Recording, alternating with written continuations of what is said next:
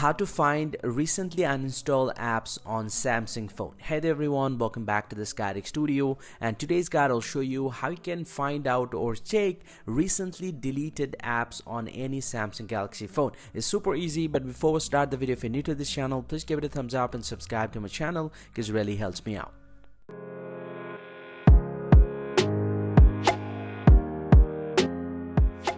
Well, so now to find out recently deleted apps, the very first thing that you have to do, open up the Play Store from your phone, and from the Play Store homepage, go and tap on this profile icon at the top right, and then simply go ahead and scroll down a little bit and tap on Manage Apps and Devices. And once you tap on this, you'll get to see a few different options will be available. Go and tap on this Manage section, and inside this one, you'll get to see all the apps that currently have on your device.